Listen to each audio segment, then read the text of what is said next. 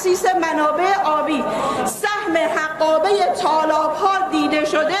انتظار داریم از وزارت نیرو که این سهم حقابه را به موقع پرداخت کند